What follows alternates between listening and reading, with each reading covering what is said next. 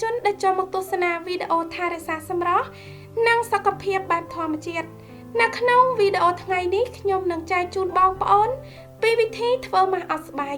ប្រើសម្រាប់ផ្ទៃមុខនិងដងខ្លួនដែលធ្វើឲ្យស្បែកភ្លឺរលោងនិងភ្លឺថ្លាតាមបែបធម្មជាតិ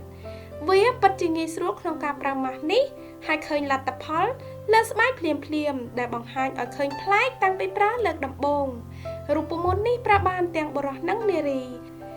គ្រឿងផ្សំដំបូងដែលយើងនឹងត្រូវការនោះគឺស៊ុតមួយគ្រាប់ឥឡូវនេះបំបាយស៊ុតនិងញ៉ៃស៊ុតពណ៌លឿងចេញពីស៊ុតពណ៌សហើយយើងនឹងប្រើផ្នែកពណ៌សដើម្បីធ្វើម៉ាស់នេះ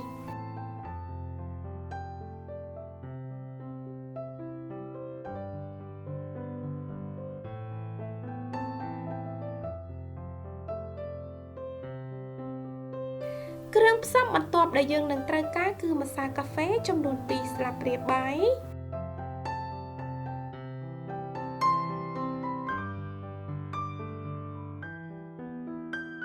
បន្ទាប់មកទៀតយើងត្រូវការម្សៅសូកូឡាចំនួន2ស្លាបព្រាបាយបងប្អូនអាចប្រើម្សៅសូកូឡាគ្រប់ប្រភេទដែលបងប្អូនមានបន្ទាប់មកទៀតយើងត្រូវការស្ករសចំនួន2ស្លាបព្រាបាយ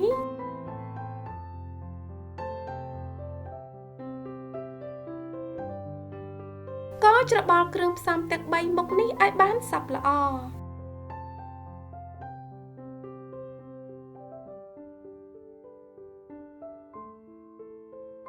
រួចហើយដាក់ស៊ុតពណ៌សចូល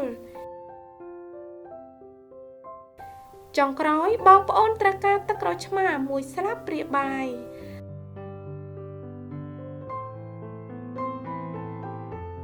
កូរច្របល់គ្រឿងផ្សំទាំងអស់ឲ្យបានសព្វចូលគ្នាល្អ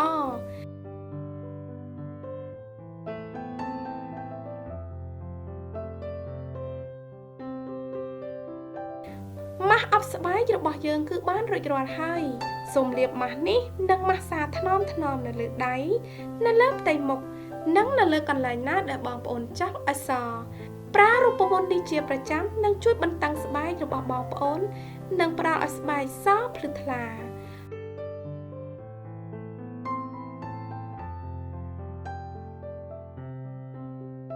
បន្ទាប់ពីម៉ាស្សារួចរាល់ហើយសូមទុកចោលនៅលើស្បែករយៈពេល20ទៅ25នាទីឬរហូតដល់ស្ងួតល្អលាងជម្រះចេញជាមួយទឹកធម្មតាលាបឡេឬក្រែមផ្ដោះសំណើមដែលបងប្អូនប្រើជាប្រចាំប្រើរូបមន្តនេះ3ទៅ4ដងក្នុងមួយសប្តាហ៍ដោយដែលបងប្អូនបានឃើញដៃរបស់ខ្ញុំមើលទៅទន់ភ្លឺរលោងនិងសជាងមុនតាំងពីការប្រើប្រាស់លើកដំបូងសង្ឃឹមថាបងប្អូនចូលចិត្តវីដេអូនេះប្រសិនបើបងប្អូនយល់ថាវីដេអូនេះមានអត្ថប្រយោជន៍កុំភ្លេចជួយចុច like ចុច share និងចុច subscribe YouTube Channel របស់នាងខ្ញុំផងណាសូមអរគុណបងប្អូនទាំងអស់គ្នាដែលបានទស្សនាវីដេអូរបស់ខ្ញុំតាំងពីដើមរហូតដល់ចប់ខ្ញុំនឹងជួបបងប្អូននៅវីដេអូបន្តទៀតសូមជម្រាបលាបាយបាយ